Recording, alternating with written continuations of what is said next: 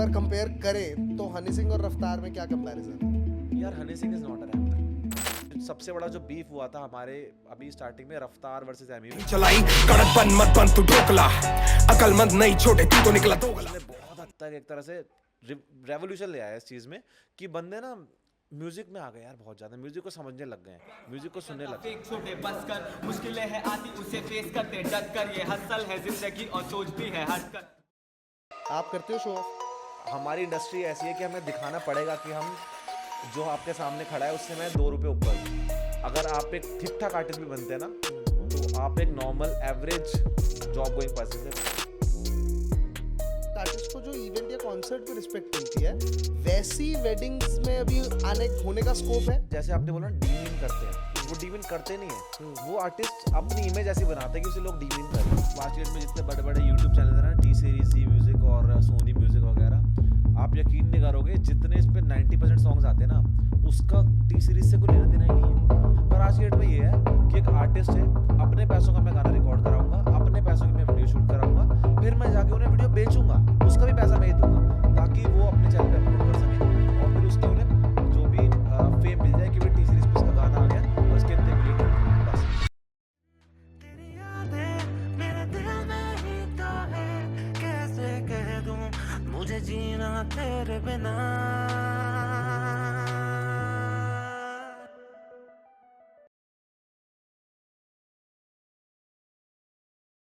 तो ऋषभ गोपाल जी कैसे हैं? ऑल वेल, सब कुछ बहुत बढ़िया है and thank you for bringing me here and या सब और बढ़िया। आप बताइए। बस आज तो हमने सोचा कि आज आपको बुला के आपकी जो एक जर्नी है उसको हम आपकी ऑडियंस तक पहुंचाएं। तो इस जर्नी की शुरुआत कहाँ से हुई थी? इस जर्नी की अगर मैं बिल्कुल एक कहते हैं रॉ पेज से स्टार्ट करूँ अपना बिल्कुल, तो इस जर्नी की शुरुआत हुई थी मेरी क्लास के लास्ट बेंच से। I am typically last bencher जो होते नहीं है, दिन भर बातें करने वाले, बेंच बजा के गाना गाने वाले, एंड जिन्हें पढ़ाई से मतलब नहीं एंटरटेनमेंट से मतलब होता है, वो वाले शुरू से I was that type of student in school. और फिर स्कूल से ही मुझे था कि यार इनटू म्यूजिक हूँ मैं, और मतलब ऐसा नहीं था कि प्रोफेशनली करना है, बट राइट ऐसा था कि यार पढ़ाई में तो नहीं है उतना, कुछ आर्टिस्टिक ही रहता था हमेशा। देन विद टाइम थोड़ा लगा कि यार इससे ऑब्वियसली वी कांट, एटलीस्ट तब तक तो ये थिंकिंग होती है we can't earn through art. हमें लगता है कि क्लास के बाकी बच्चों को देखते हैं कि यार ये पढ़ाई करके जॉब कर रहे हैं और ऐसे करने का सोच रहे हैं, प्लान कर रहे हैं, कोई एमबीए करना चाह रहा है, कोई कोई इंजीनियरिंग में जाना चाह रहा है, कोई कुछ करना चाह रहा है, तो आई कांट से कि मैं को सिंगर बनना है उस टाइम पे, राइट। माँ बाप को भी क्या समझाएंगे हम लोग, क्योंकि ऑफ कोर्स इंडिया तो फिर then college I got graduated from Delhi university. वहाँ से फिर I joined society, singing society join भी करी, वहाँ भी बस ऐसे शौक की तरह रहा। फिर विद टाइम जब कॉलेज के बाद लगा आप जॉब करते हैं, तो बेसिक जैसे हम सब जैसे बेसिक जॉब होती है बीपीओ में कि भाई कुछ करना है करके ज्वाइन कर लिया, वहाँ पे गया तो वहाँ जाके लगा कि यार नहीं, this is not my cup of tea, I need to do something for myself. ऐसा लग रहा था आई वॉज मतलब in a cage type of thing. तो मुझे रियलाइज हुआ नहीं, this is not what I meant to do in my life. Then I switched to become an artist. फिर I start uploading songs on Instagram and yeah, धीरे धीरे करके फिर here I am.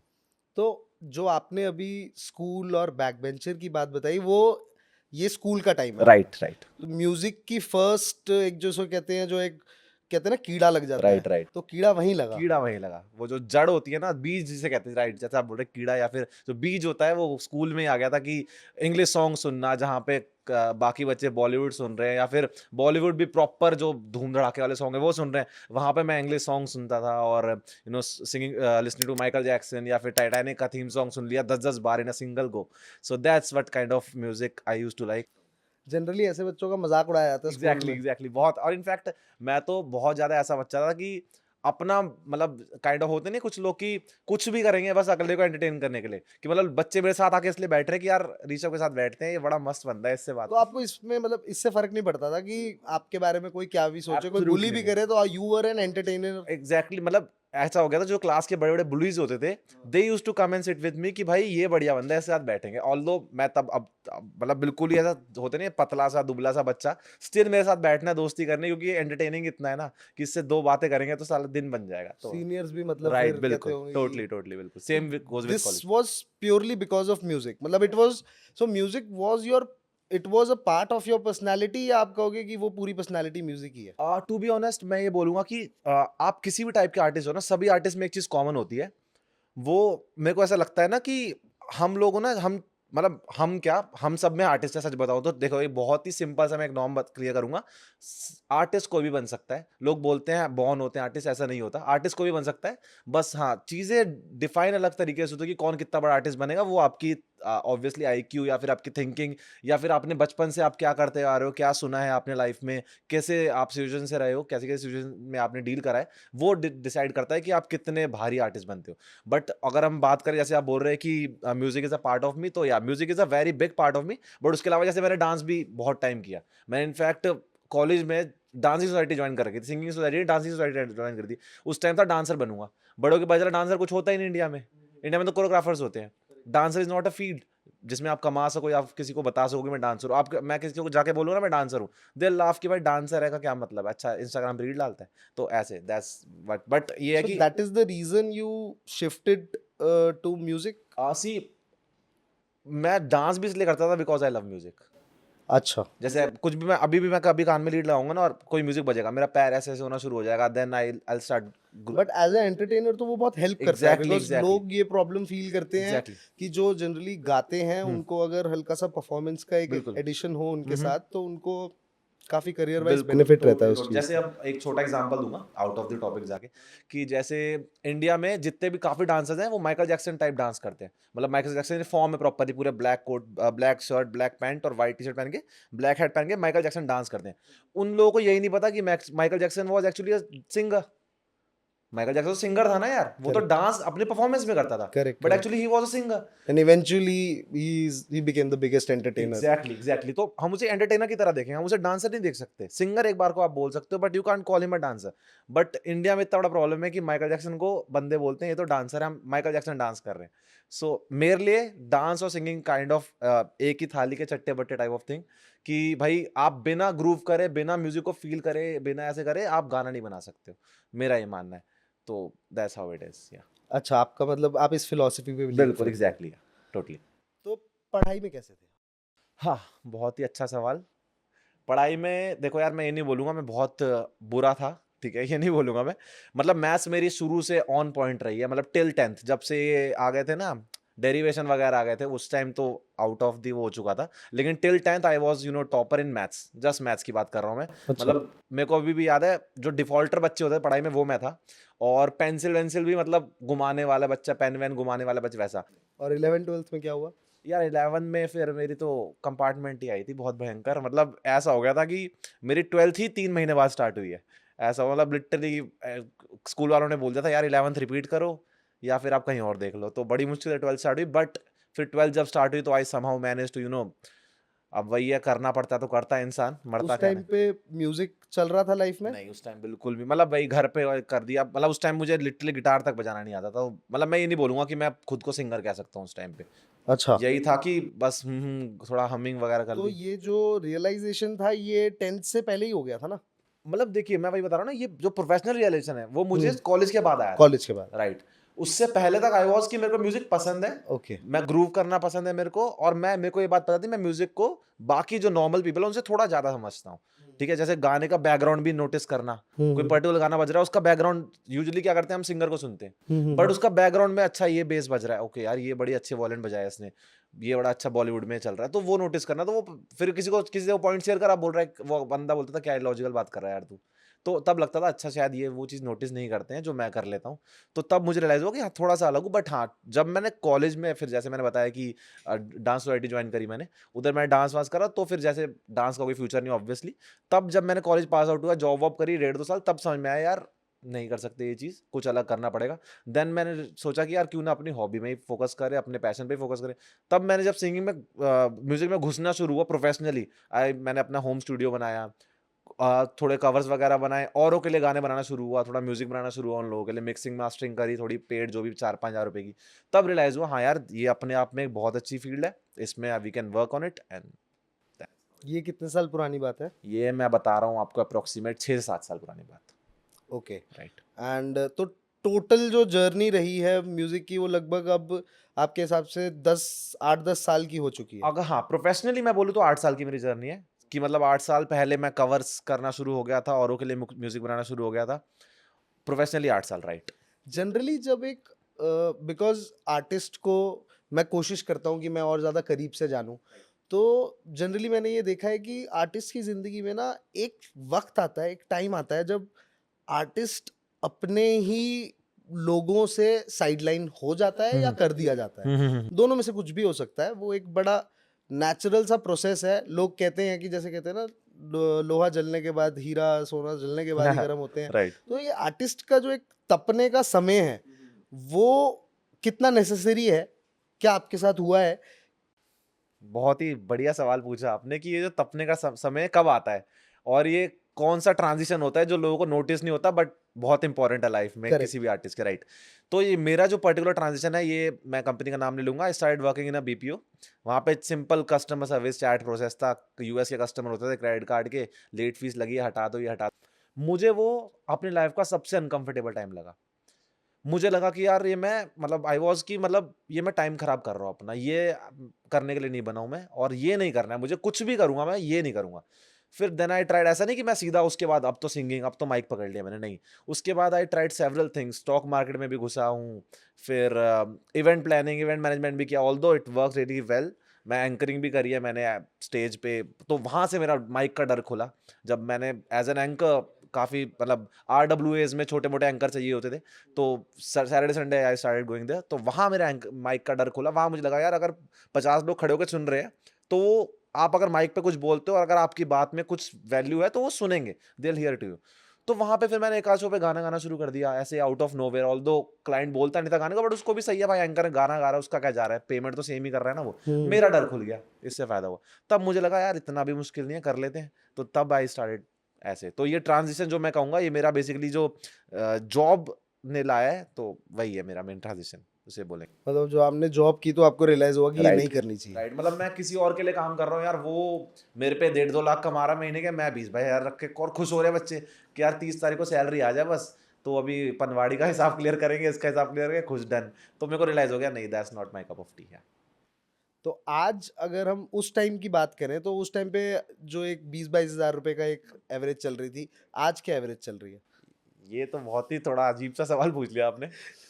I will not share a figure, but हाँ ये कहूंगा कि artist बनना एक बहुत ही अच्छी चीज है फाइनेंशियली, ठीक है। और अगर कोई भी सोच रहा है, और सबसे बड़ी बात जैसे लोग ये जरूरी है सर, क्योंकि बिल्कुल। ना लोगों को एक मिथ है। मैंने आपसे ये सवाल इसलिए पूछा क्योंकि लोगों को ये लगता है कि ये एक अनप्रोफेशनल और लिक्विड है बड़ी, Right. कि कभी भी आपका कुछ हो जाएगा, क्या पता कई साल। तो मैं एक वो Totally. मिथ दूर खासकर करने के, कोरोना के बाद तो ये बहुत ज्यादा हो गया। हाँ, क्योंकि- but I guess good people earn good. बिल्कुल ओके, नहीं, so totally. That is the philosophy. बिल्कुल, देखिए फर्स्ट ऑफ ऑल जैसे मैंने बताया ना कि मेरे को ट्रांजिशन हो गया था, वो मेरा मेंटल ट्रांजिशन था, राइट। वो मेरा फाइनेंशियल ट्रांजिशन या फिर मेरा प्रोफेशनल ट्रांजिशन नहीं था।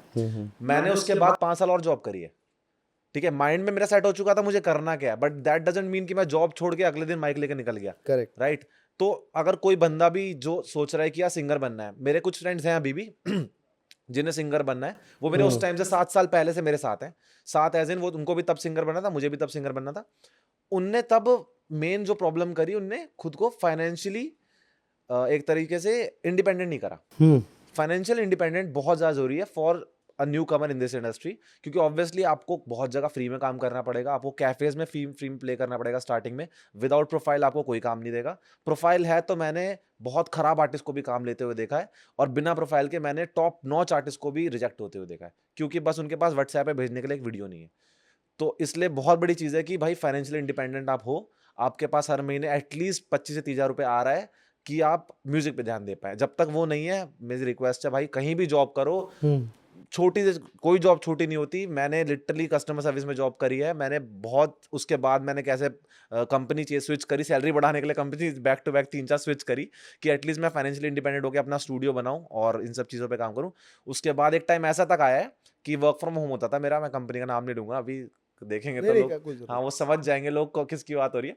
तो हमें लैपटॉप मिलता था, और ऑब्वियसली मैं जब आउट ऑफ दिल्ली ट्रैवल करूंगा किसी भी शोज के लिए, तो वहाँ पे इंटरनेट अवेलेबल नहीं होगा, तो मैं अपने फ़ोन से हॉटस्पॉट दे के अपने लैपटॉप में कनेक्ट करता था, और काम तो अलग होता था, हमें बेसिकली वो चेक करते थे कि बंदा ऑनलाइन है कि नहीं, हमारे माइक्रोसॉफ्ट टीम से, कि ऑब्वियसली टीम पे ऑनलाइन दिख रहा है बंदा, तो वो अभी लगा हुआ है।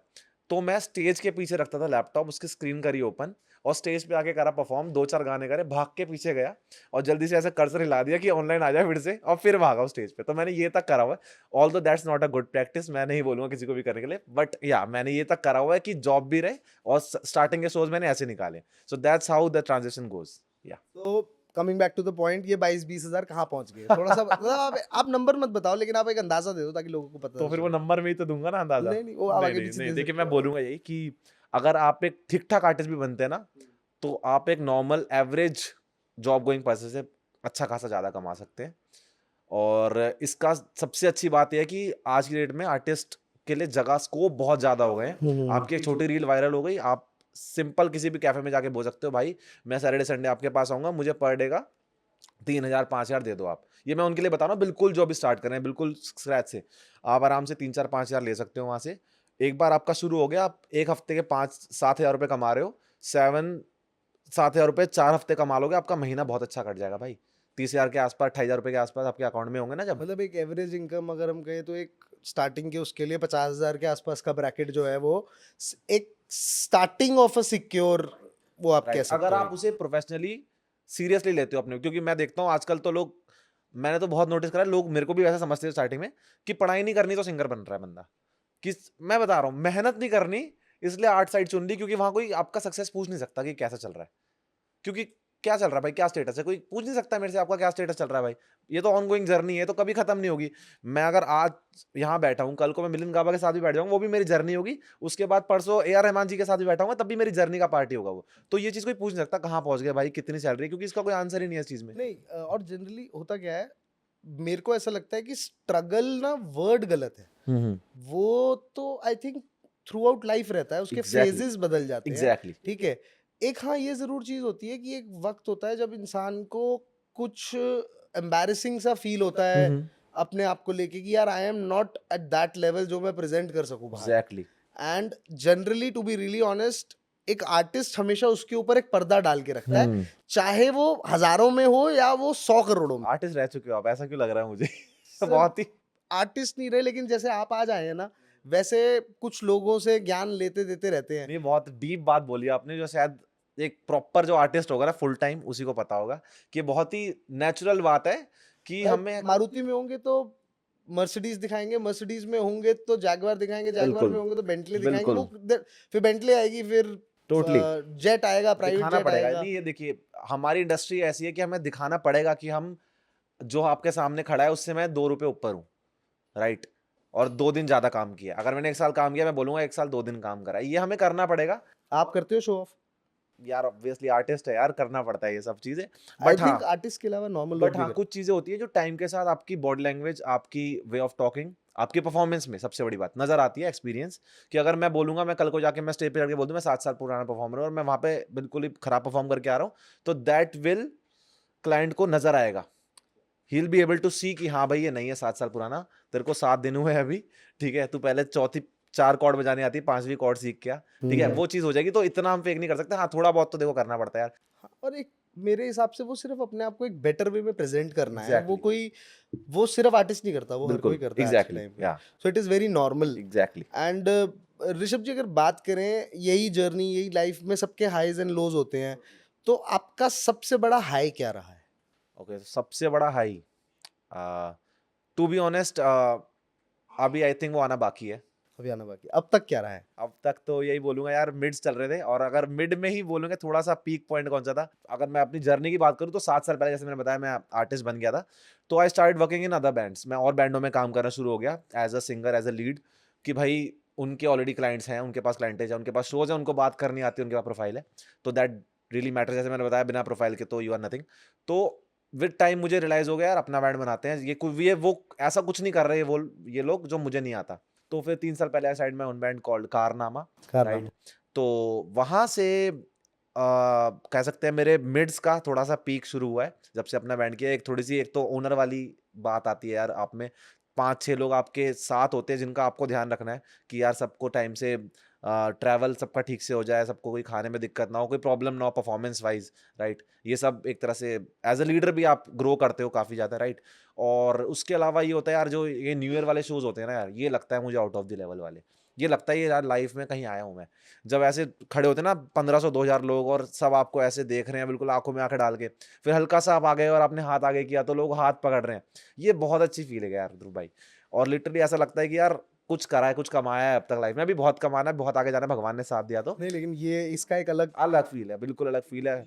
और फिर जब शो से नीचे उतरते हैं ऑब्वियसली हम, मतलब क्लाइंट बोलता है खाना खा लो, तो ऑब्वियसली हम वहाँ खाना नहीं खा सकते क्योंकि इन लोगों के सामने हमने परफॉर्म किया, we are something else to these people right now, so we can't eat with them, right. पर उनका बैक स्टेज आना कि अप्रोच लगा के भाई एक बार मिलवा दे, एक सेल्फी करा दे, बहुत बड़ी चीज है यार ध्रुव भाई, लिटरली ये आपके साथ अब रेगुलर बेसिस पे होना स्टार्ट हो चुका है। हाँ रेगुलर क्योंकि मैंने देखा, मैंने इंस्टाग्राम देखा था आपका, तो मैंने बिकॉज ऋषभ जी हम लोग जैसे एक दूसरे से एसोसिएटेड है ही, राइट राइट तो मैंने आपके रीसेंट कुछ 1-2 सालों में जो मैंने चेंज ओवर देखा है, वो एक आई गेस बहुत मेजर पार्ट रहा है पिछली बिल्कुल। सारी जर्नी से। बिल्कुल बिल्कुल बिल्कुल। उसका मेन रीजन जैसे मैंने बताया, कारनामा मेरा बैंड है जो, उससे ना एक ना सेंस ऑफ रिस्पॉन्सिबिलिटी आती है।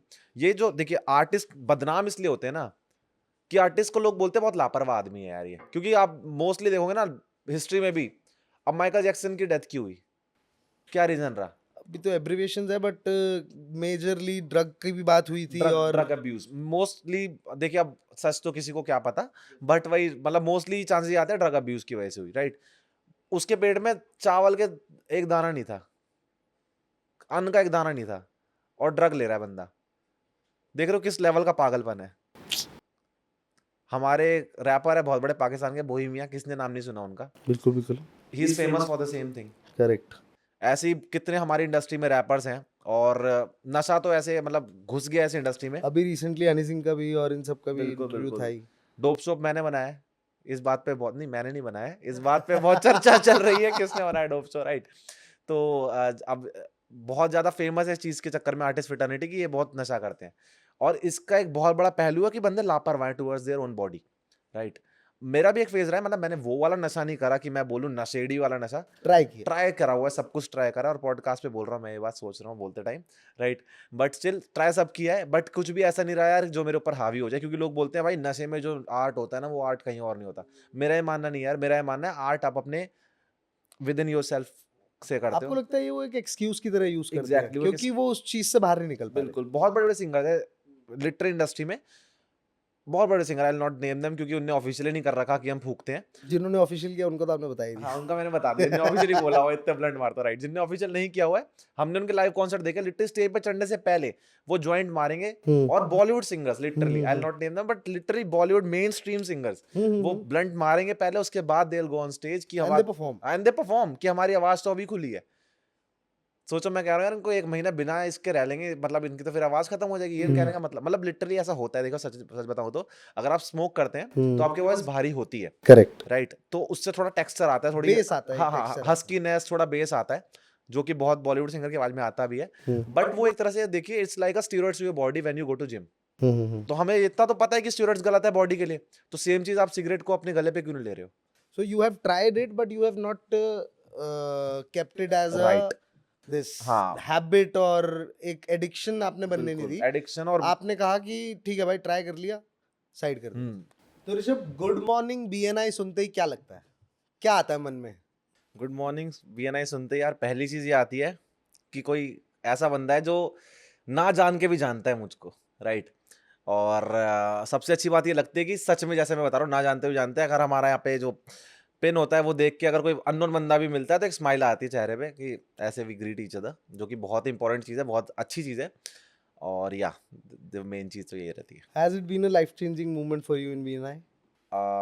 लाइफ चेंजिंग तो आई विल नॉट से अभी as of now, although, but हाँ it's a drastic change whether it comes for, मतलब अगर मैं कॉन्टेक्ट्स की बात करूँ या फिर बहुत कुछ सीखने को भी मिलता है यार। सिर्फ सब कुछ, मैं कहता हूँ सब कुछ पैसा नहीं होता करेक्ट। है ना, उसके अलावा ये बहुत बड़ी बड़ी चीज़ें होती हैं लाइफ में जो आपको यहाँ आके रियलाइज होती है कि हाँ भाई ये चीज़ इज समथिंग एल्स जो बाहर नहीं मिल रहा है। मैंने तो अपनी लाइफ में, मतलब मैं अगर बिजनेस वाइज बात करूं तो मेरे को बिजनेस के अलावा ओवरऑल मेरे लाइफस्टाइल में BNI ने बहुत हेल्प की है।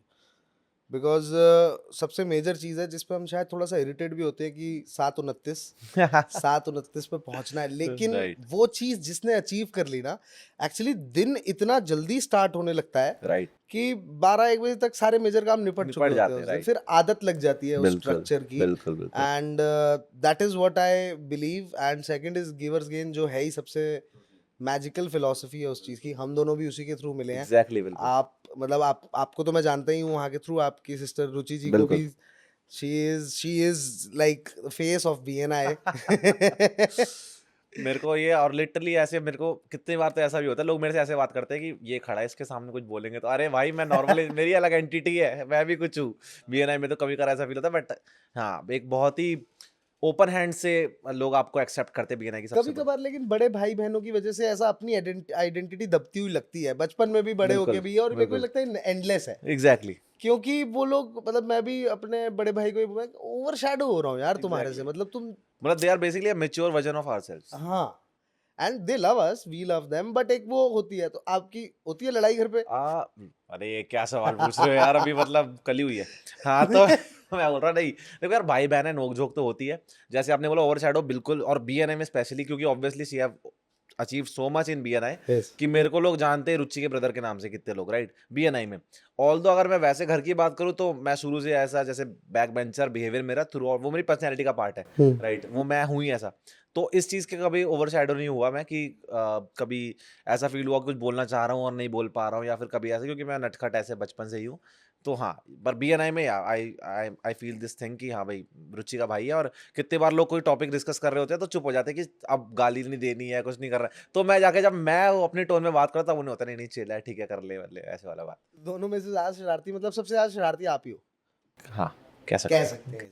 आपके नाम से भी ऐसा ऋषभ, गोपाल जी, कृष्ण जी के भक्त लगते हो वैसे। बिल्कुल नहीं, एक्चुअली मैं तो बहुत बड़ा भक्त हूँ कृष्ण भगवान का एंड शिव जी का, बहुत बड़ा भक्त हूँ मैं।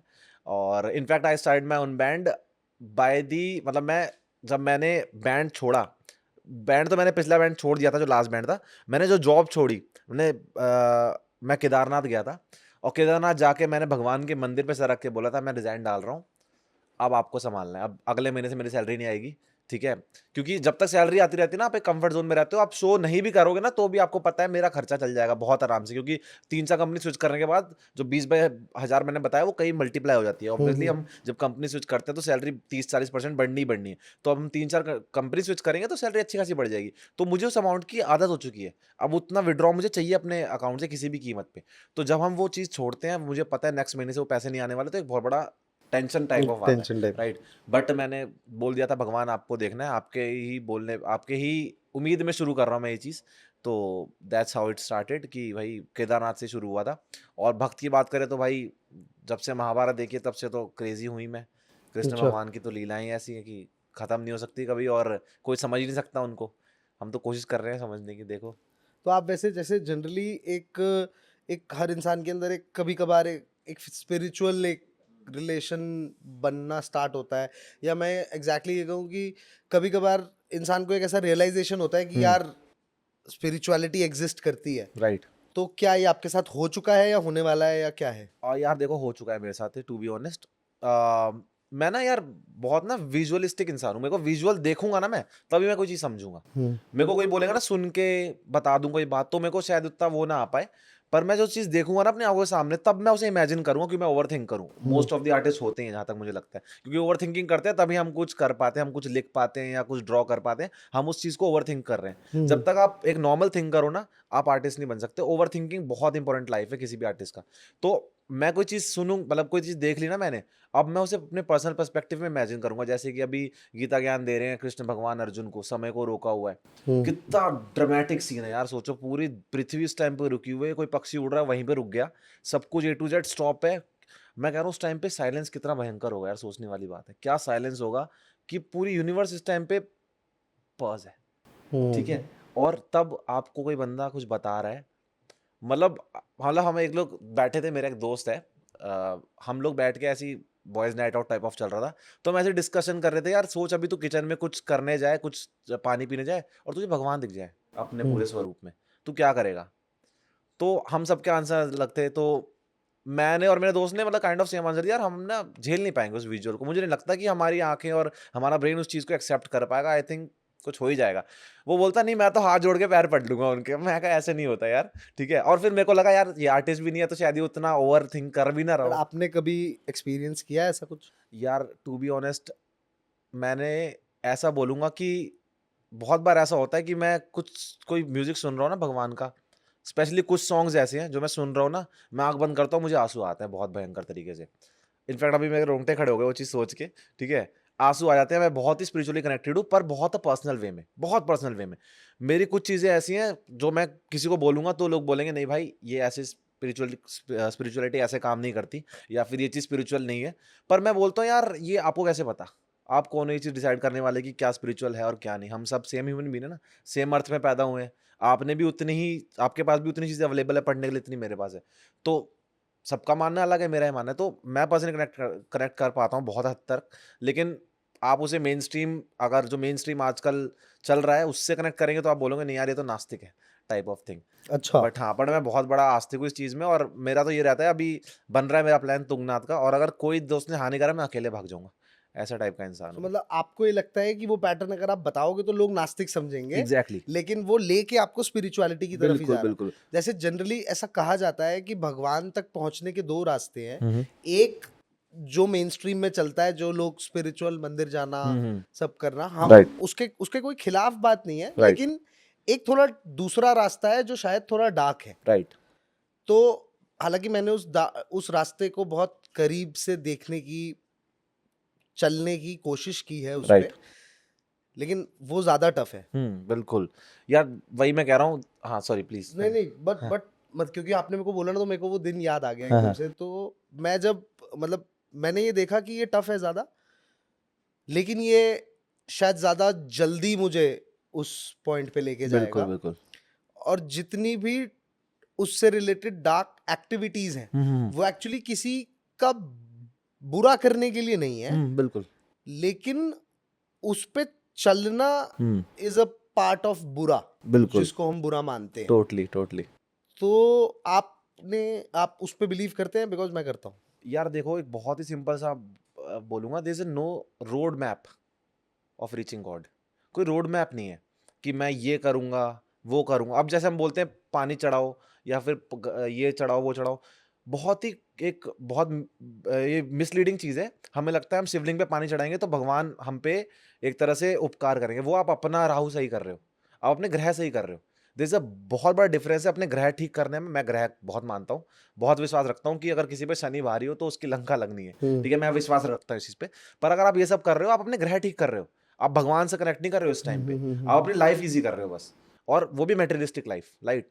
कि मेरी जॉब अच्छी लग जाए, शादी अच्छी हो जाए, राइट, मेरे को लाइफ इजी हो, गाड़ी आ जाए, अपनी मेटेरियलिस्टिक लाइफ ठीक कर रहे हो। इन चीज़ों से यही सब ठीक हो सकता है। ये स्पिरिचुअल जर्नी है, ये सब चीज़ों से बहुत दूर है, बहुत अलग है।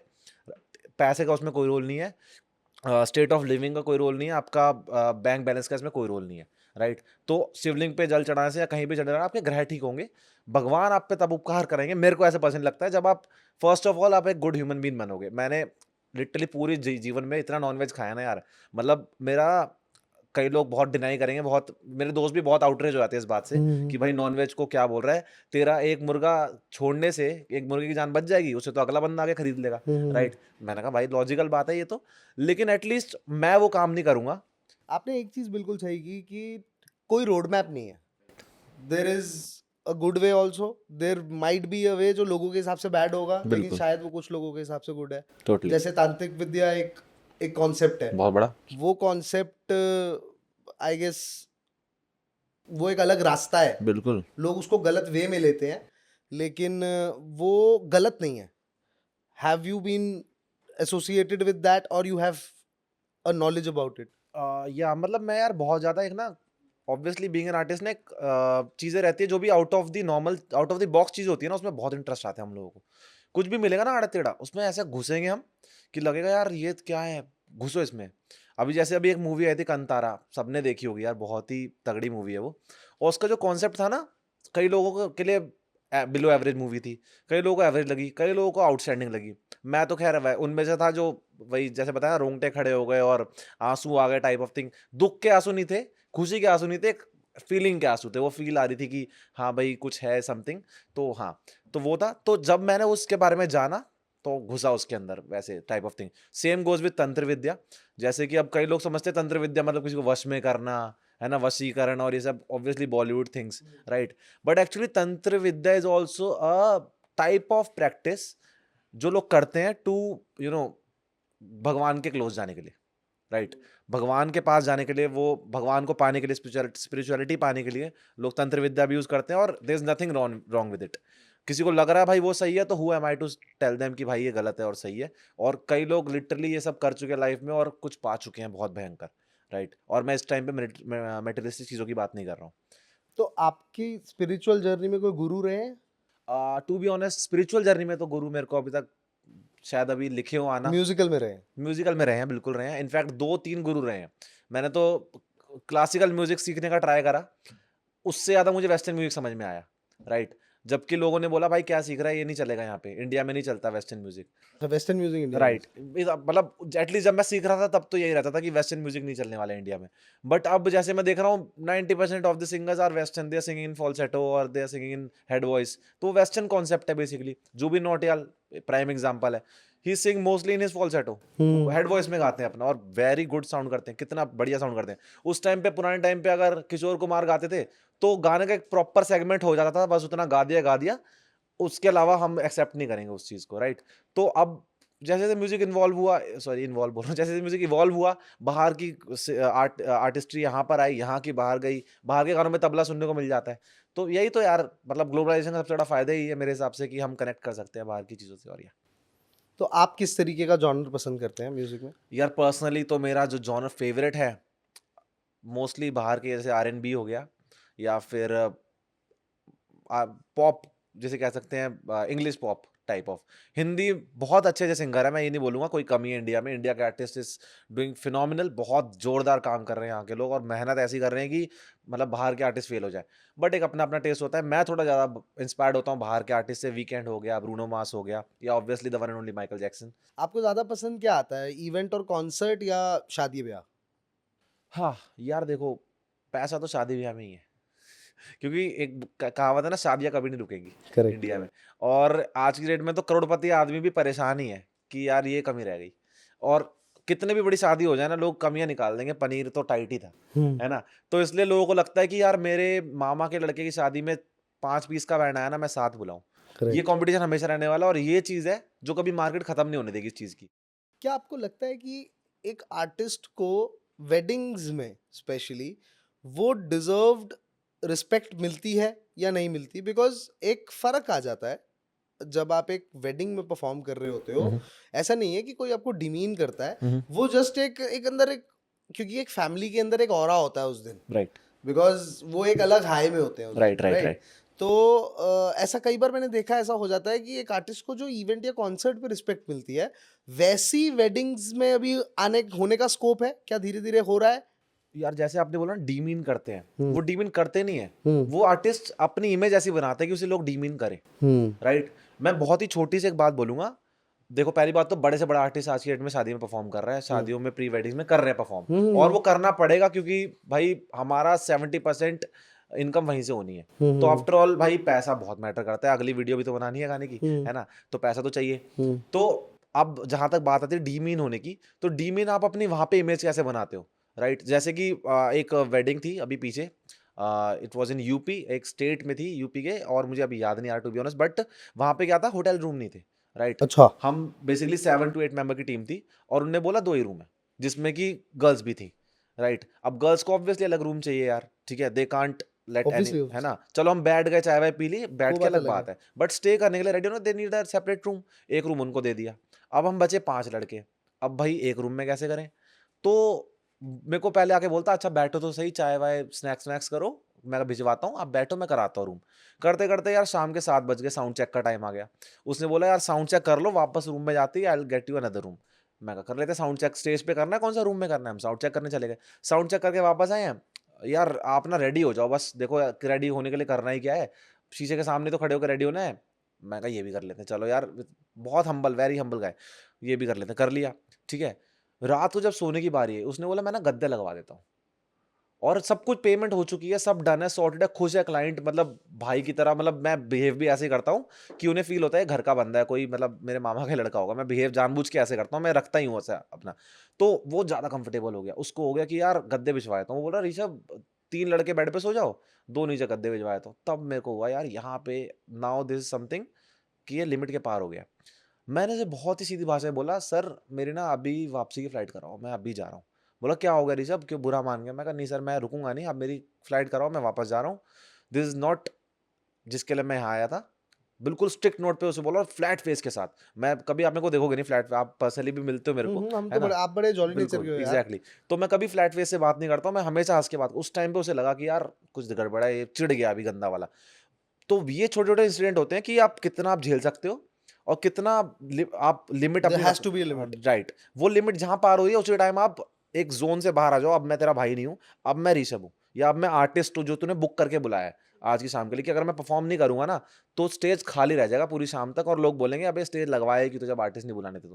तो वो होना बहुत जरूरी है। वो जो आज की डेट में नहीं कर रहे हैं आर्टिस्ट, और जो डीमीन होते हैं, वो वही लोग हैं जो कोई बात नहीं कर लेंगे, कोई बात नहीं कर लेंगे करके शो निकाल के 5 लोग एक रूम में सो के सुबह चले जाते हैं। ये वो लोग होते हैं। बेसिकली अपनी खुद की सेल्फ रिस्पेक्ट इंसान को खुद अपने हाथ में होती है, वो बना के रखेंगे तो कोई आपको वैसा फील नहीं करा सकता जैसा आप नहीं होना चाहते। बिल्कुल। और मैं तो कहता हूँ ये यार हर फील्ड में, सिर्फ आर्टिस्ट फील्ड में क्यों, आप ऑफिस में जाएं या फिर कहीं भी आप जाएं, आप जैसा आप खुद का बिहेवियर रखेंगे, जितना आपको अंदर आने देंगे अगले बंदे को, उतना वो एंटर करेगा ही। आप फिर उस शादी से वापस आ गए थे? नहीं नहीं, उसने कराया ना रूम, फिर वो तो कराने पड़ेंगे ना यार। कहाँ से अब रात रात को 15,000 रुपए की फ्लाइट होगी, होटल का रूम होगा 6,000 का। उसको समझ में आ गया, और वो भी मैं अकेले थोड़ी ना, मैं तो टीम लेके जाता पूरी, है ना? तो उसको समझ में आ गया नहीं अभी तो पानी इसके सर के ऊपर चला गया है। तो फिर उसने रूम कराया, फिर उसने बोला दारू किसको इसको पीनी है, तो मैंने मतलब मैं अलाउ कर देता हूँ अपने बैंड को कि पी लो यार, तुम्हें पीनी भी नहीं तो लड़कों ने दारू वारू भी पी ली। बट ये है कि ठीक है अब तूने मेरा काम कर दिया, अब फिर से मैं तेरा भाई हूँ, अब कोई दिक्कत नहीं। अब तेरे को तू बोल रात भर उठ के तेरे साथ पार्टी करनी है, वो भी करूंगा मैं, ठीक है। पर ये वो चीज़ है जो मतलब कॉम्प्रोमाइज नहीं करूंगा मैं, जो सेल्फ, जैसे कई बार पानीपत साइड शो होता है, ठीक है, वहां पे ठेठ लोग हैं और उनमें उनकी गलती नहीं है, वो हमसे बात ही हाँ भाई क्या बात होगी, जो कि मुझे बोलना नहीं आ रहा है इस टाइम पे, बट उनकी टोन ही है यार, यू कांट, उनकी भाषा है एग्जैक्टली वो बदतमीजी नहीं कर टाइम रहे भी हैं, पूछेंगे तो आपको ऐसा लगेगा गाली दे रहे हैं। गाली दे रहे हैं, और वो बदतमीजी कर नहीं रहे हैं, वो बेचारे नॉर्मल बात कर रहे हैं हमसे, पर हमें लगता है यार ये कैसा बदतमीज आदमी है। तो वहां पे मेक श्योर करता हूँ मेरे को यार बाउंसर चाहिए ही चाहिए 4, वो स्टेज पे चढ़ जाएंगे नहीं तो। पिछली बार वो एक दरबू का इंस्ट्रूमेंट होता है, वो गले में टांग के एक बंदा नीचे ले गया मेरे ड्रमर का। फिर? सोचो, मैंने माइक पे अनाउंसमेंट करी, मैंने कहा अब गाना बंद करो, मैंने गाना बंद कराया और 10 मिनट तक गाना बंद रहा, और वो इतना ढीठ, वो आई थिंक दूल्हे का दोस्त वोस्त होगा, दोस्त यार तो अलग ही उसमें रहते हैं कि अब अलग मेरी ही। ही शादी है, जैसे ससुराल ही आया हूँ मैं। तो वो दरबूका लेके चला गया, और 10 मिनट बाद जब तक जो मेन क्लाइंट है वो स्टेज पे नहीं आया, उसने डांट के उससे दरबूका वापस नहीं मंगाया, तब तक मैंने गाना शुरू नहीं किया। अब उसी दिन अगर मैं कर देता कि चल छोड़ हम परफॉर्म करते रहते हैं, तो वो दरबूका क्या, वो मेरा माइक भी ले जाता थोड़ी देर बाद, वो मेरा ब्लेजर उतरवा के ले जाता, भाई पहनने दे। उस दिन बाउंसर्स नहीं थे? बाउंसर थे, अच्छा। बट एक होता है यार, उनको भी बाउंसर को भी डर होता है, ये 4 हैं वहाँ 40 हैं। और कोई कॉन्सर्ट थोड़ी है, शादी है ये। एग्जैक्टली शादी लड़ने थोड़ी ना है यार, लड़की है मेरे साथ भाई, 100 चीजें देखनी पड़ती, सेंस ऑफ रिस्पॉन्सिबिलिटी। तो या ये वहां से ये सारे छोटे छोटे मूवमेंट कलेक्ट होके Exactly. आपका एक बिल्कुल। वो sense of responsibility Exactly. For the team बनती है। एग्जैक्टली और फिर आपको रियलाइज होता है कि कोई 6 फुट का भी है और कितना भी हट्टा कट्टा है, स्टिल माइक आपके पास है, आर्टिस्ट आप हो, तो आपके पास एक राइट है और एक आपके पास एक सेंस ऑफ ये होना चाहिए कि भाई मैं बोल सकता हूँ, मुझे बोलना पड़ेगा, नहीं तो मैं ऐसे नहीं कि लेट गो कर दूं यार, इतना लंबा चौड़ा से कैसे बोलूं। भाई मैं इस टाइम पे अभी वो नहीं हूँ जो आप मेरे से स्टेज से नीचे बात कर रहे थे, अभी मैं कुछ और हूँ, तो वो बिहेव करना पड़ता है। तो ये इस वाले शादी को कितना टाइम हो गया? ये पानीपत वाली को हाँ। यार ये पिछले साल की बात है। अच्छा, ये पिछले साल की बात है। बिल्कुल। मतलब ये रोज रेगुलर बेसिस पे यार कुछ ना जो कुछ चलता ही रहता वो है। बंदा अद्दा चढ़ा के आया, उसे क्या मतलब कि तू कौन है। और जनरली सबने वहां अद्दा पे चढ़ाया अरिजीत हुआ सिंह है। भी आ गया होता ना, तो भी वो वैसे ही वो दरबूका लेके जाता, वो घर से मेरे को लग रहा है मन बना के आया था, दरबूका मैं बजाऊंगा, तो वो बजाता, उससे फर्क नहीं था। 4 की जगह शायद 6 बाउंसर होते ना, तो वो यार देखो आज मैं क्या बता रहा हूँ, वेडिंग में ना पैसा मैटर नहीं करता इन लोगों को, इन लोगों को फन चाहिए, ये उसके लिए आ रहे हैं, ये लाख का 2 लाख भी देंगे, इन्हें बस जो चाहिए वो दो आप, ये वाला सीन है आज की डेट में। ऋषभ, बैकलैश को लाइफ में आप कैसे संभालते हैं? जैसे अभी आपने 4 गाने किए, तो जनरली होता क्या है, बहुत कम जब आप ऊंचाई की तरफ बढ़ रहे होते हैं ना, तो बहुत कम लोग आपके सपोर्ट में खड़े होते हैं, और काफी ज्यादा वो कहते हैं ना क्रैब मेंटालिटी होती है नीचे पुल डाउन करने की, और मतलब कुछ अच्छा भी होगा तो उसको अच्छा ना बोलने की, लोगों की ऐसी, क्योंकि लोग एक जेलस एक बहुत बड़ा रोल प्ले करती है, तो आप उस चीज को कैसे टैकल करते हैं? यार पहले तो मैं बहुत ज़्यादा डिमोटिवेट हो जाता था। जैसे कई लोग थे, मतलब ये तो छोड़ो कि कोई बुराई कर रहा है, मैं औरों का काम देख के डिमोटिवेट हो जाता था। किसी ने बढ़िया गाना निकाल दिया, किलस के बैठ गया। ये नहीं देख रहा हूँ कि मतलब भाई वो मेहनत भी तो कर रहा होगा कितने टाइम से, राइट? तो अब मैं वही, जैसे मैं बताया, जैसे लाइफ में फेज़ आते गए, चीज़ें देखता गया, नोटिस करता गया, नॉलेज बढ़ती गई। अब रियलाइज़ करता हूँ कि यार कोई जो भी कर रहा है ना, वो कुछ ना कुछ, मतलब मेरा एक बहुत सिंपल सी फिलॉसफी है, जो जहाँ पे आज की डेट में बैठा है ना भाई, वो अपनी अपनी वजह से बैठा है। जो किसी भी स्टेटस पे कहीं पहुंचा, ऊपर या नीचे या बीच में, वो अपनी अपनी वजह से। उसका इकलौता रीजन आप खुद हो। तो किसी के पास सक्सेस है, अपनी वजह से है। किसी के पास सक्सेस नहीं है, अपनी वजह से। कोई बिल्कुल बर्बाद है, अपनी वजह से। तो जेलेसी तो वहां खत्म हो गई आपकी, कि भाई कोई अगर किसी बंदे का गाना सुपर हिट है तो उसने कुछ ना कुछ करा होगा अलग, जो मैं नहीं कर रहा हूँ या कोई बाकी आर्टिस्ट नहीं कर रहे हैं, राइट? और अपार्ट फ्रॉम दैट, जैसे आपने बोला कि बुराई कैसे हैंडल करते हैं, यार अब तो ऐसा हो गया है कि फर्क पड़ना बंद हो गया है। ठीक है, स्टार्टिंग में तो बहुत लगता था भाई यार कैसे शॉट लिए तूने, फनी लग रहा है गाना, है ना, ऐसे शॉट, ये वो। गाने बहुत डिलीट भी करे हैं मैंने, बहुत वीडियो डिलीट करी है इस चक्कर में, कि यार अपलोड करी, स्टार्टिंग में 15 20 25 लाइक आए, कमेंट आए, अच्छा अच्छा है, अच्छा लग रहा है, एकदम से किसी बंदे ने डीएम कर दिया, भाई क्या कचरा डाल रहा है, वीडियो डिलीट कर दी। डिलीट कर दी। डिलीट कर दी। क्या करे भाई, ऐसा डिमोट यार, क्योंकि आप होता है ना कि जब तक आप ध्यान नहीं दे रहे तब तक नहीं दे रहे। जैसे ये कील ठुकी हुई, उस पर ध्यान चला गया, तब तो आपको कील ही दिखेगी। फिर बाकी पूरा आपको ए टू जेड फ्रेम नहीं दिखेगा, वो कील दिखती रहेगी पूरे फ्रेम में। तो उस चक्कर में वीडियो डिलीट। तो ऐसे करके बहुत कुछ। बट आई गेस इसको परफेक्शनिज्म भी कहते हैं, बिल्कुल क्योंकि जनरली जरूरी नहीं है कि first attempt on air lag हो। बिल्कुल तो बिल्कुल जो इंसान परफेक्शनिस्ट होगा वो, बिल्कुल। मैं बहुत बड़ा परफेक्शनिस्ट हूँ भाई। मानते हो आप इस चीज बहुत बड़ा हूँ। मतलब मेरा, अगर मैं कुछ कपड़े पहन के जाऊँ ना, उसमें हल्का सा कोई दाग हो या कुछ हो, और अगला नोटिस करे ना करे, मेरे को नोटिस होता रहेगा थ्रू आउट द इवेंट में, जब तक वो कपड़े पहन के रख रहा हूँ। अगर यहाँ से हल्का सा कुछ गड़बड़ है, मैं अगर मेरे को पता है, पता चल गई वो बात, तो मेरा ध्यान वहां से, मेरा एक पीस ऑफ माई माइंड वहीं रहेगा कि मैं इसको कैसे छुपाऊं, या ऐसे कैसे मैं ठीक करूं। बाल एक हल्के से खराब, कुछ भी हल्का सा मेरी लाइफ में जो मुझे पता चल चुका है कि भाई ऐसा है, मैं फिर उस मेरा फोकस 90% वो ले लेगा। ये मेरी प्रॉब्लम कह लो इसे, ये एक तरह से मैं कह लूँ कि इस चीज़ से मेरे को और बेटर करने का एक तरह से एक ऑप्शन मिलता है। ये तो आप इसको, मतलब आप इसको एक पॉजिटिव तरीके, पॉजिटिव अप्रोच की तरफ ही हो जाती है वो सारी। कई बार नेगेटिव भी होती है। अच्छा। बहुत लेट कराया मुझे इन चीज़ों ने, कि भाई कोई चीज़ हो गई, लास्ट मिनट पे पूरे कपड़े चेंज कर रहा हूँ, पूरा रेडी हो गया, कैब नीचे खड़ी है, कपड़े चेंज कर रहा हूँ, कोई मज़ा नहीं आया। कर रहे हैं भाई। अब जैसे कुछ लोग कहते हैं कि जो जो हमारी एक फ्रेटर्निटी है, सिनेमा को कह लो, फिल्म इंडस्ट्री को कह लो, म्यूजिक इंडस्ट्री को कह लो, वहाँ पे एक लक का फैक्टर बहुत माना जाता है। कई ऐसे बड़े स्टार्स हैं जिनको एंट्री ही या जिनका करियर ही लक के बेसिस पे हुआ, कि जब सारे एक्टर्स ने स्क्रिप्ट रिजेक्ट कर दी तो फिर प्रोड्यूसर ने बोला कि तुमने मेरी स्क्रिप्ट रिजेक्ट कैसे करी, मैं नए इंसान को नया स्टार लड़का बनाऊंगा। रहूंगा, राइट। तो अब वहाँ पे तो उस फैक्टर में तो एक लक बहुत बड़ा रोल प्ले कर गया, बिकॉज एक और एक मूवी भी है लक बाय चांस, अगर आपने देखी बिल्कुल हो तो, बिल्कुल, हाँ जोया अख्तर ने बनाई है वो हाँ, फिल्म। Right right. एंड उसमें भी बहुत ब्यूटीफुल तरीके से ये एक्सप्लेन किया है कि अपना कैसे लक एक रोल प्ले करता है, स्पेशली एक आर्टिस्ट की जिंदगी में। सो वहाँ कहीं आप उस चीज में बिलीव करते हैं?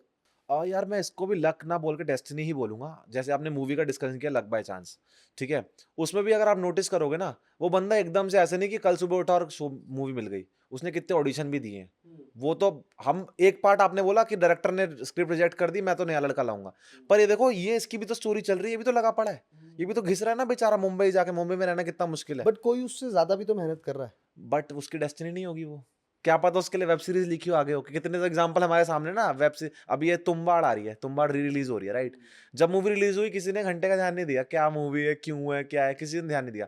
मैंने मूवी देख ली थी, बीबी की वाइन्स का एक आया था उसमें, एपिसोड पे आया हाँ था। एपिसोड था, उनने ही साइड की भाई क्या मूवी है, हम तो मस्ती मस्ती में देखने गए, और भाई देख के मजा आ गया ऐसे में। तब मैंने कहा क्या मूवी, क्योंकि उस time I was a big fan of BB की वाइन्स, अभी भी हूँ यार, ऑल्दो उतना कंटेंट वो नहीं डालते अब, तो उतना मैं फॉलो अप नहीं कर पाता उनके साथ।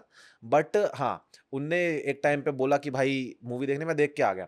मेरे को लगा भाई क्या माइंड फक मूवी है, मैंने दिखा दी 15 20 25 लोगों को। अब उस मूवी की डेस्टिनी थी री रिलीज होना, अब आके देखो तुम्बाड़ 2 का अनाउंसमेंट हो चुका है, अब थिएटर पे लग चुकी है, और बहुत, मैंने ऑनलाइन ही राइट? देख ली थी तो। हाँ, थिएटर में तो तुम्बाड़ 1 लगे, तुम्बाड़ 2 का तक अनाउंसमेंट कर दिया एक्टर ने। तो सोहम शाह की हिस्ट्री ऐसे लिखी, डेस्टिनी ऐसे लिखी गई होगी कि भाई आप एकदम से नहीं उठोगे, आपकी मूवी ऐसे एक ही आएगी। हाँ, और हाँ, अब पायरेसी बंदों ने, कितने बंदों ने पायरेसी पे देखी है मूवी, डाउनलोड करके देखी है, तो ऐसी उठनी थी मूवी। अब देखो अब कैसे हाउसफुल होंगी।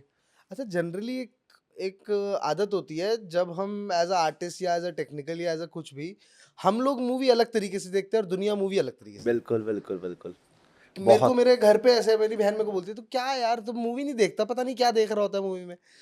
तो ये आपके साथ होता है? बहुत ज्यादा होता है इनफैक्ट। मतलब मैं मूवी को ना खाता हूँ लिटरली। बंदे बोलते हैं चाट जाता है, मैं चाटता नहीं, मैं खा जाता हूँ मूवी को। मैं ऐसे घुस के देखता हूँ ना, इनफैक्ट कोई हॉरर मूवी हो या कोई कोई वट एवर कॉमेडी मूवी भी ऐसे घुस के देखता हूँ ना कि एक डायलॉग, मतलब हम कभी, मेरे दोस्त है, हम लोग बैठ, वो भी ऐसे ही है मेरी तरह ही है वो, कि मतलब खाने वाले लोग हैं, तो हम लिटरली मूवी के डायलॉग आपस में एक दूसरे को बोल के हंस रहे होते हैं गंदे तरीके से, और बाकी लोग बोलते हैं क्या घटिया ह्यूमर है इन लोगों का यार। बट ऑब्वियसली क्योंकि हम उसे देख ऐसे रहे होते हैं इतना घुस के, मैं एक एक उसकी पर्टिकुलर पर्सन का साउंड, क्योंकि ऑब्वियसली हर करेक्टर का अलग साउंड ट्रैक होता है मूवी में। कभी आप नोटिस करो, जैसे एक मूवी है वॉर, राइट, उसमें जब ऋतिक रोशन आता है उसका अलग साउंड ट्रैक है, टाइगर श्रॉफ आता है उसका अलग साउंड ट्रैक है, उन दोनों का साथ में अलग साउंड ट्रैक है, जब लड़ाई हो रही है आपस में तब अलग साउंड ट्रैक है। तो हर करेक्टर का अलग साउंड ट्रैक इंट्रोड्यूस करता है जो म्यूजिक डायरेक्टर होता है उस मूवी का। मोस्टली लोग इसको नोटिस नहीं करते हैं, वो म्यूजिक खेल रहा होता है उनके दिमाग के साथ। जैसे हमें किसी का बहुत tough rough and tough character दिखाना है तो इलेक्ट्रिक गिटार प्ले करेंगे, ड्रम्स प्ले करेंगे, वो नोटिस नहीं कर रहे हैं हम लोग, बट वो म्यूजिक ऑब्वियसली कानों में पड़ रहा है, तो हमारे मन में वो फीलिंग आ रही है कि हाँ भाई ये टफ करेक्टर है। हमें पता नहीं कि वो हो रहा है, बट बीइंग एन आर्टिस्ट हम उस चीज को नोटिस भी कर रहे होते हैं। अच्छा इलेक्ट्रिक गिटार डाल दी, अच्छा ड्रम्स डाल दिए, वो वॉयलिन डाल दिया, कितना मस्त है। दिमाग बीजीएम पे चल रहा होता है। एग्जैक्टली बीजीएम पे चल रहा होता है, और किसी का बीजीएम बहुत तगड़ा हुआ तो उसकी हम और अच्छी तगड़ी इमेज बनाते हैं कि इसकी डायरेक्टर ने कितनी मेहनत कर रखी है इसके साथ। साथ वाला परेशान नहीं होता?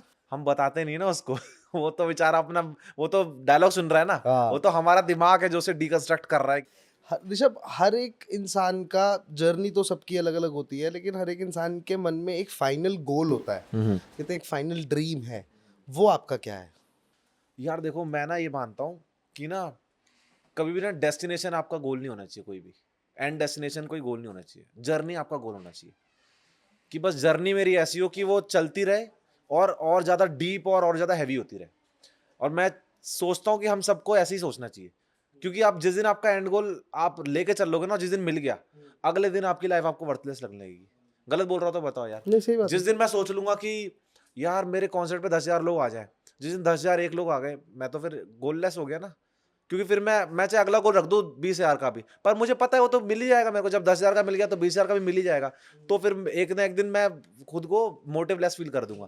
तो इसलिए मेरा कभी भी एंड गोल कोई डेस्टिनेशन नहीं, हमेशा जर्नी रही है कि जर्नी में और अच्छी बनाऊं। और जैसे मैं बताया प्रेजेंट में जीने वाला आदमी, और मैं तो वैसे भी फ्यूचर का नहीं सोचता हूँ, देखी जाएगी। जैसे कभी कभार कुछ गोल्स ना होके डिजायर्स होती है, जैसे एक सिंगर के लिए डिजायर है कि मैं ग्रैमी जीतूं, या एक एक्टर के लिए डिजायर है कि मैं नेशनल अवार्ड जीतूं, वैसा कुछ है आपके मन में? यार मेरा तो यही है कि पॉप कल्चर जो इंडिया में है ना, बहुत ही डाउनग्रेडेड है।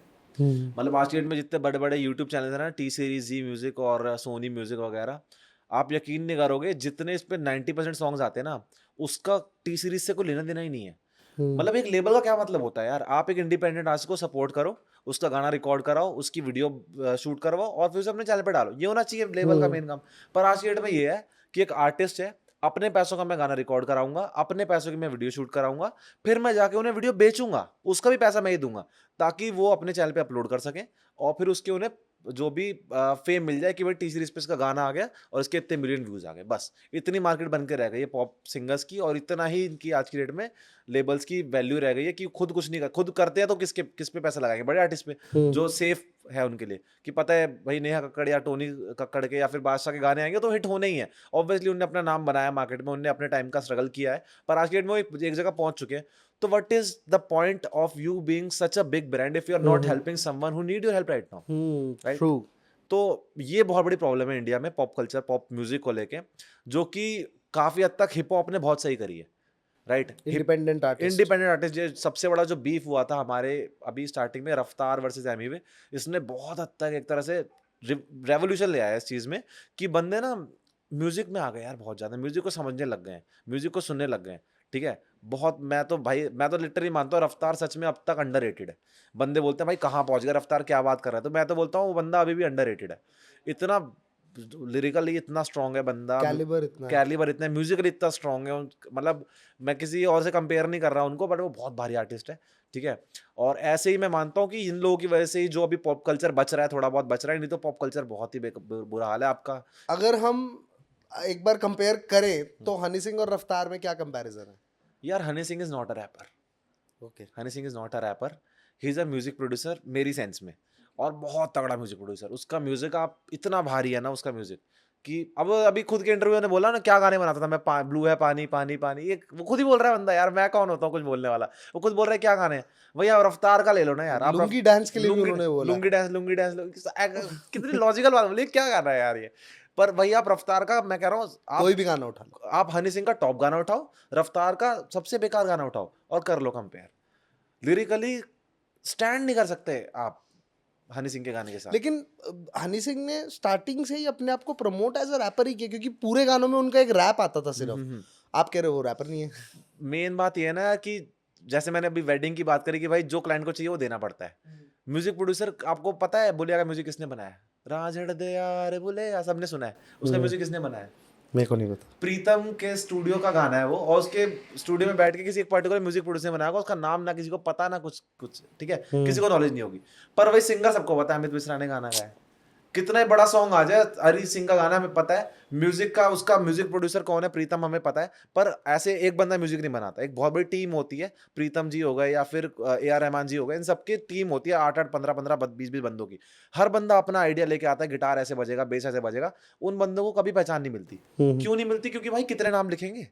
तो इसलिए म्यूजिक प्रोड्यूसर का कोई फ्यूचर नहीं होता है इंडिया में, अभी तो बिल्कुल ही नहीं है। इसलिए उनने, मेरे हिसाब से मेरे को लगता है उनने ऐसे स्टार्ट किया होगा कि भाई अशोक मस्ती, शुबॉय, हनी सिंह, उनने पहला ऐसे इसलिए स्टार्ट किया था कि भाई रैप करूंगा तो ही शायद नजर में आओगा, नहीं तो म्यूजिक बनाऊंगा तो म्यूजिक बनाता रह जाऊंगा, इसलिए स्टार्ट किया होगा। और ऑब्वियसली एक म्यूजिक, जब आप म्यूजिक का पार्ट होते हो ना, अब मैं रैप भी बहुत सुनता हूँ, बहुत रैप सुनता हूँ, इसका मतलब ये तो नहीं कि मैं रैपर हूँ, पर मैं सुनता हूँ, बहुत ज्यादा सुनता हूँ मैं तो ये सब आर्ट है। आप अगर एक आर्ट में आप किसी चीज में घुसे हुए हो ना, आपको उसके जो साथ वाले हैं ना वो भी बहुत अच्छे लगेंगे, वो भी आप रिलेट कर पाओगे उसमें भी। आप, मैं म्यूजिक भी प्रोड्यूस करता हूँ खुद, मैं म्यूजिक बनाता हूँ, मुझे गिटार बजाने भी आता है, मैं ड्रम्स भी थोड़ा बहुत बजा लेता हूँ, ढोल वाला भी बजा लेता हूँ। सेम गोज भी मैं रैप भी कर ले, अभी आप मेरे को बोलेंगे मैं रैप करके बता दूंगा, और ऐसा रैप करूंगा आपको लगेगा रैपर है। कर दिखाओ प्लीज। अरे ये तो बहुत भयंकर। क्यों, क्या हो गया? सब चाहिए कब चाहिए अब चाहिए, भरपाई नहीं पाई पाई का सब चाहिए, स्काई हाई तो स्काई टाई का डब चाहिए, फक जग मुझे अब सारा जग चाहिए। तो देखो ये मेरी लाइन है, रफ्तार की लाइन है, राइट, बट कितनी लॉजिकल बात बोली, और मैं रिलेट कर पाता हूँ कि सब चाहिए कब चाहिए अब चाहिए, सही और बात। भरपाई नहीं पाई पाई का सब चाहिए। स्काई हाई तो माइक टाइक का जग, माइक टाइसन उनका जग चाहिए, जग एज इन ट्रॉफी, फक जग अब मुझे सारा जग चाहिए। तो कितनी भारी बात बोली है। अब ये हनी सिंह लिख के दिखा दे।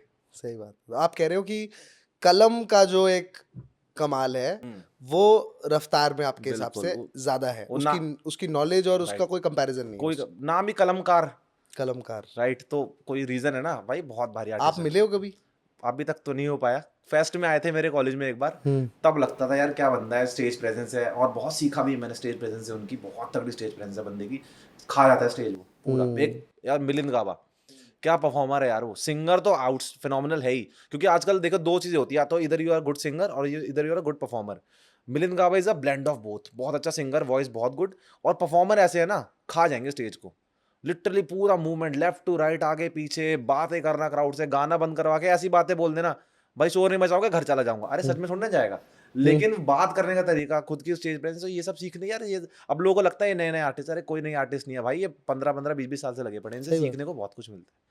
तो राइट, जो अब जहाँ बात करते हैं थोड़े आपके गानों की, क्योंकि आपके 3-4 गाने आई गेस लाइव हैं और बाकी पाइपलाइन में है, तो अभी तक का जो सबसे आपका फेवरेट है वो कौन सा है आपका खुद का? यार ये बहुत अच्छा सवाल पूछा है आपने। देखो फेवरेट का ना दो चीजें होती हैं, एक तो पब्लिक रिएक्शन कई बार बहुत अच्छा आता है ना, तो खुद को भी अच्छा लगने लगता है वो चीज कि ये गाना अच्छा ही होगा। तो मेरे चार, और एक होता है जो खुद के दिल के करीब। खुद के दिल के करीब, अब मेरे 4 सॉन्ग आए, 3 साले सैड है उनमें से। अच्छा। ठीक है, पर जो पहला सॉन्ग आया था वो पार्टी सॉन्ग था, तो ऑब्वियसली ये सेफ खेलते हैं हम लोग इंडिया में कि पहला सॉन्ग पार्टी सॉन्ग निकाल देते हैं। तो मोस्टली लोगों का रिएक्शन ये रहा है भाई पार्टी सॉन्ग अच्छे करता है तू, पार्टी सॉन्ग बीट वीट ग्रूव अच्छा रहता है। और पर मुझे पर्टिकुलरली सैड टाइप के, क्योंकि मैं इमोशनल बीइंग हूँ, मैं बहुत इमोशनल ओवर थिंक करूँ, तो मेरे को वो सॉन्ग पसंद है। तो मेरा लेटेस्ट सॉन्ग है रिहाई, कॉल्ड नेम सॉन्ग कॉल्ड रिहाई, मैंने पोस्टर देखा था आपका रिहाई का शायद। राइट। उसकी हमने वीडियो भी ऐसी रखी कि मैं पूरा चेन वेन में ऐसे जगड़ के बैठा हुआ हूँ है, और मतलब एक तरह से मेंटल स्टेट बता रहा है एक पर्टिकुलर इंसान की, कि गाने के लिरिक्स भी ऐसे कि जाने दो मुझे, मुझको रिहाई दो। थोड़ा सा आप गा के सुनाओ, क्योंकि ये भी हो जाएगा कि आपका गाना वो आने भी वाला है, तो ऑडियंस को थोड़ा सा पता लगेगा कि यार ये आने वाला है, तो थोड़ा सा please. So the song goes like इतना बता दो क्यों मेरी सांसों को तुम हाथों में अपने थाम बैठे हो, इतना समझा दो क्यों इस दिल में धड़कन से पहले तुम आ जाते हो, यादें तेरी मेरे दिल को चीरे, आखिर कब तक तेरे गम को पीते रहे, जाने दो मुझे, मुझको रिहाई दो, जाने क्यों यादों में वापस आई हो, भूला ना तुझे, मुझको रिहाई हो। आह क्या बात है यार, हमने गलत आर्टिस्ट को नहीं बुलाया है। एंड सीरियसली यार, आपने बहुत अच्छा ये, आजकल तो लोग ऑटो ट्यून के बिना परफॉर्म नहीं करने को तैयार होते हैं, और आप तो मतलब एकदम लाइव ऐसे, because since that is the effect of being a performer, क्योंकि Right. आप लाइव गाते हो बिल्कुल एंड सिर्फ आपको एक स्टूडियो की आदत नहीं है। मेरे सच में चिल्स आ गए हैं यार, बहुत अच्छा कुछ लगा याद आ मुझे। गया, कुछ हाँ, पास्ट याद आ मतलब गया। हाँ, पास्ट नहीं, मतलब पास्ट तो चलो सबका होता है, लेकिन मैं ना जनरली मैं सैड सॉन्ग बहुत सुनता हूँ, लेकिन मैं किसी दुख की वजह से नहीं बिल्कुल, यही तो बात समझ नहीं आती लोगों को यार, बंदा दुख में तभी थोड़ी ना सैड सॉन्ग सुनेगा, क्योंकि मैं बताऊं, जब आप इमोशनल बीइंग होते हो ना, आपको सैड सॉन्ग रिलेट करेंगे, जरूरी नहीं आपकी उस टाइम पे स्टेट वैसी हो सुनता। कि आप दुख में हो, ब्रेकअप है तभी सैड सॉन्ग नहीं। मैं तो कितने ऐसे भयंकर सैड सॉन्ग है कि कह दे तू आएगा नहीं, मुझसे मिल पाएगा नहीं, ऐसे गाने अभी भी सुनता हूँ। कोई दुख नहीं लाइफ में, खुश हूं मैं यार, पर मेरे को सुकून देते हैं वो। आई थिंक हील करता है कहीं ना कहीं एग्जैक्टली आपको। एक मतलब मैं तो जब जब जैसे पूरा बारिश वारिश अगर हो रही होती है, तो मैं गाड़ी साइड में लगा के बाहर, और क्या बात बूंदे है। गिर रही है, म्यूजिक फुल पे है, आसपास कुछ नहीं पता जो हो रहा है नहीं हो रहा, लेकिन वो एक अलग सा हील करके जाता स्टेट है। ऑफ मतलब पीस है, मतलब वो हमारे लिए, हाँ, राइट? वो तो पीस है। बहुत सोलफुल है वो चीज। अब इसका थोड़ी ना बंदा दुख में है, तो मेरा भी यही मेरे गाने बनाने का भी कॉन्सेप्ट यही है कि ये जरूरी, मैं बताऊं आज की डेट में जो सैड सॉन्ग बना रहा है ना, कोई दुख में नहीं है। अगर आप बंदा अपने एक दुख फेज में होगा, वो गाने नहीं बना सकता, राइट? हमें ओवर थिंक करना पड़ता है, हमें हाइपोथेटिकल सिचुएशंस लेनी पड़ती हैं, हमें अपने दिमाग को सिचुएशन में डालना पड़ता है, तब गाने बनते हैं। जो बंदा एक्चुअली में सैड है, वो बस गाना सुनेगा, वो बनाया नहीं सकता। आई थिंक जैसे कहीं एक रॉकस्टार मूवी में भी इस चीज की बात हुई थी, जब वो सैड था तब वो नहीं बना पा रहा था, वो दुख क्रॉस हो जाने के बाद एक इंसान के अंदर उसका मार्क तो होता ही है कि आपने उस चीज को अभी जस्ट फील किया थोड़े टाइम पहले, फिर शायद एक कुछ मसाला ऐड हो जाता है बिल्कुल बिल्कुल उससे। बिल्कुल। आपको एक वो पता चल जाता है कि वो चोट लगी कैसे थी और लगी उसका कैसे। दर्द क्या था, पर वो चोट अब जख्म भर गया है, लेकिन आपको पता है वो चोट लगी कैसे लेकिन थी और उसका जख्म दर्द- है, हाँ, भर चुका है, लेकिन है निशान तो है। निशान तो है, और आपको पता था वो लगी कैसे थी और कहाँ लगी थी और कितना दर्द हुआ था, तो वो दिमाग में। अब आपके हिसाब से इंडिया का सबसे बढ़िया इमोशनल सिंगर कौन है? अब मैं तो, मेरे तो चेंज होते हैं टाइम के साथ। नेचुरल फिलहाल आए, मेरे को विशाल मिश्रा बहुत पसंद है। बहुत बढ़िया, एक फिनोमिनल सिंगर विशाल मिश्रा। अरिजीत सिंह अरिजीत सिंह तो लेजेंड लेजेंड है, राइट? मतलब वो दुखी है अपने लाइफ में, मेरे को लगता है सबसे ज्यादा हैप्पी जॉली नेचर, एग्जैक्टली। क्योंकि मैं मिला हुआ हूँ, अच्छा, मैंने बहुत ही क्लोज डोर कॉन्सर्ट भी एंजॉय किया हुआ है, 20-25 लोग आपस में बैठे हैं, right and so it was for an NGO. Right तो वो सारे पेपॉन, अरिजीत सिंह उस दिन सारे थे, और वो सब परफॉर्म कर Right. रहे थे, और 20-25 लोग थे बस, राइट बहुत हाई प्राइस की टिकटिंग रख के।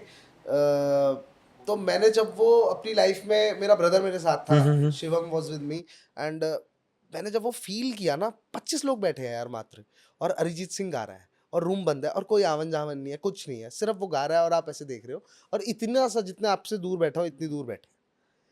तो मतलब जब मैंने वो फील किया, तो और मैंने उनको इंटरेक्ट किया उनके साथ, तो I think he is the most happiest person. बिल्कुल बिल्कुल। मतलब वो कभी भी, सबकी लाइफ में दुख होते हैं, लेकिन बिल्कुल। आपको उससे वो परेशान नहीं दिखेंगे कभी। यार उनकी लव लाइफ सक्सेसफुल है, ही हाँ, is not failed in love. Hmm, और उनके गाने सुन लो आप, लगेगा कितना दर्द है यार, कितना दर्द है। वो दर्द नहीं है, वो रियाज है उसका।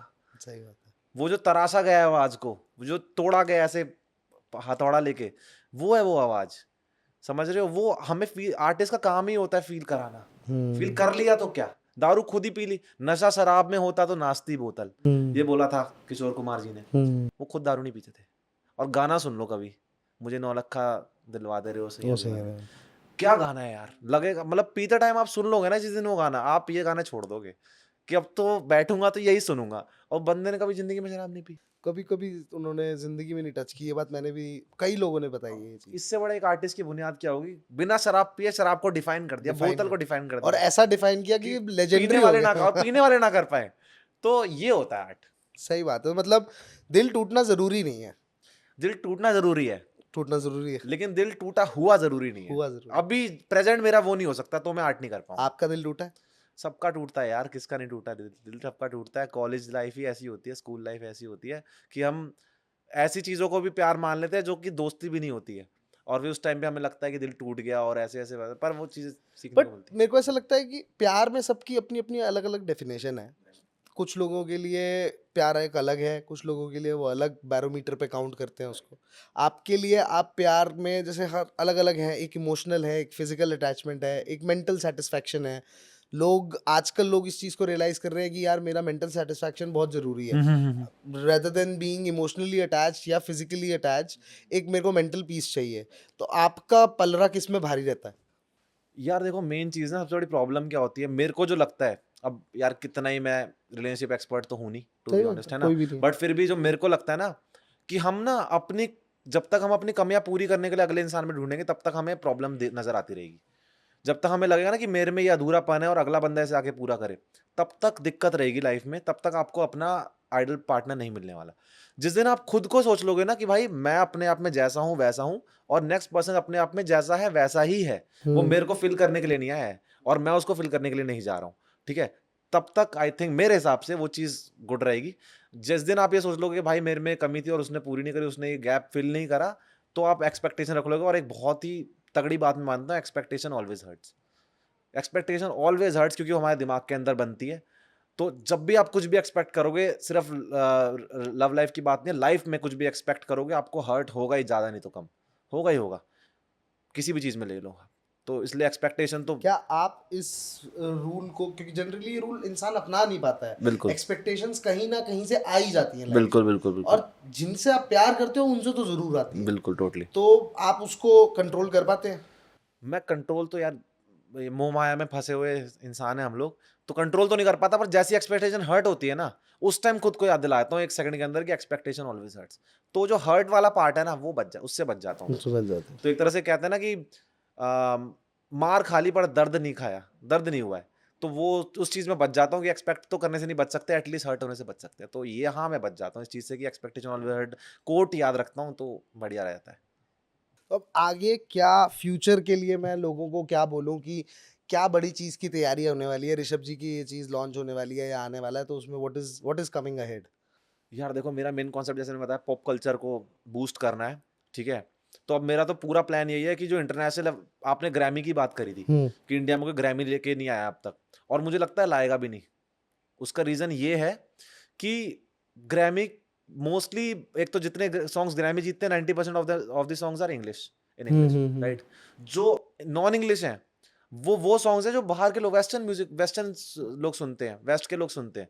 इंडियन सॉन्ग्स सुनते हैं वेस्ट के लोग, मैं मना नहीं कर रहा, but they don't listen it as there go to music. उनका गो टू म्यूजिक नहीं है। वो सुन लेंगे कि कोई ए.आर. रहमान जी ने बहुत बढ़िया गाना बना दिया या फिर कोई ऐसा कर दिया, तो वो सुन लेंगे, बट उनका गो टू म्यूजिक नहीं। जब तक इंडियन म्यूजिक बाहर का, वेस्ट का गो टू म्यूजिक नहीं होगा, तब तक ग्रैमी तो बहुत बड़ी बात हो गई, हमें रिकॉग्निशन भी नहीं मिलने वाला इंडिया को, इंडियन बट म्यूजिक। आपको लगता है कि ये होगा? यार मेरी कोशिश तो यही है, बाकी देखो भगवान ने चाहा तो हो जाएगा।